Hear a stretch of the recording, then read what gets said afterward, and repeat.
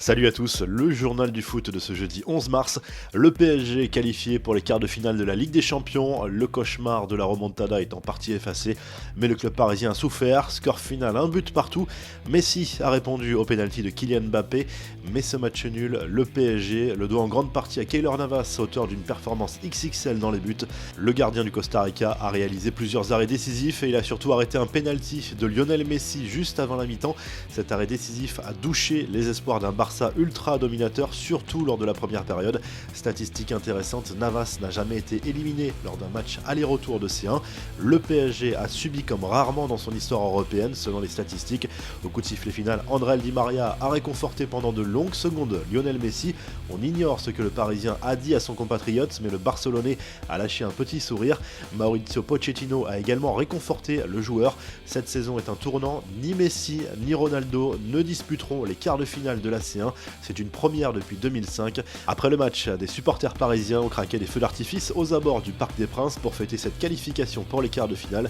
Dans l'autre match de la soirée, Liverpool a fait le job contre le RB Leipzig. En difficulté en Première Ligue, les Reds ont retrouvé un peu le sourire sur la scène européenne avec un succès 2-0 comme à l'aller contre le club allemand grâce à Salah et Mané.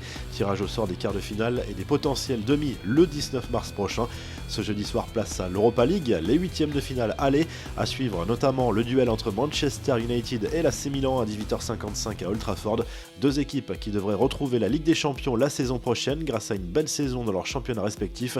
À 21h, Olympiakos Arsenal, Tottenham Dynamo Zagreb et Roma Shakhtar Donetsk.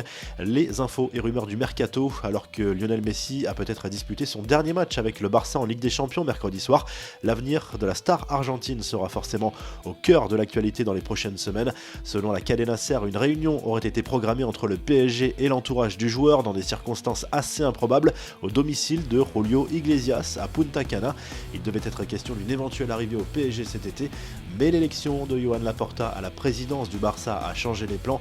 Le clan Messi avait annoncé qu'en cas d'élection de ce dernier à la présidence du Barça, l'option d'écouter le club catalan serait ouverte. Nasser El Khelaifi, lui, a fait le point sur le futur de Neymar et celui de Kylian Mbappé. Et pour le président qatari, interrogé par RMC Sport, les deux joueurs seront toujours au club la saison prochaine. Aucun doute là-dessus selon le président parisien. Sergio Agüero, lui, sera en fin de contrat avec Manchester City en juin prochain et son départ est quasiment acté. L'Argentin pourrait rejoindre le FC Barcelone qui lui aurait bien proposé un contrat selon TIC Sports qui y voit un moyen de retenir Lionel Messi. Les infos en bref, première difficile mais première réussie pour Jorge Sampaoli sur le banc de l'OM.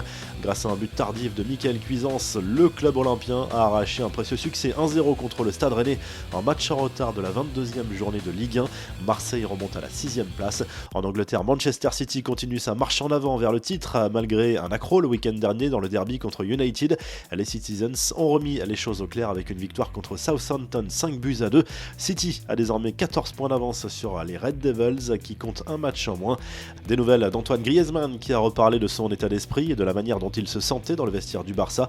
Je suis là pour tout donner pour le collectif et prendre du plaisir avec Ronald Koeman et les joueurs du vestiaire, ça va beaucoup mieux. On va essayer de bien préparer la fin de saison et il y a surtout l'Euro avec la France, a rappelé le champion du monde. Enfin bravo aux Lyonnaises en Ligue des Champions féminine, malgré un but encaissé très tôt. L'OL a de nouveau dominé les Danoises de Brøndby mercredi soir, un succès 3-1 qui envoie les Fenotes en quart de finale de cette Ligue des Champions. La revue de presse, le journal L'Équipe place bien évidemment Keylor Navas en une ce jeudi pour illustrer la qualification du PSG pour les quarts de finale de la Ligue des Champions. Le Messi c'est Navas, titre le quotidien sportif. En Espagne, le journal Sport n'accable pas le Barça qui sort selon le quotidien sportif avec les honneurs de cette Ligue des Champions. La performance incroyable du gardien parisien est également saluée. Le Mundo Deportivo fait la même analyse, même titre et quasiment la même une avec Navas arrêtant le pénalty de Messi.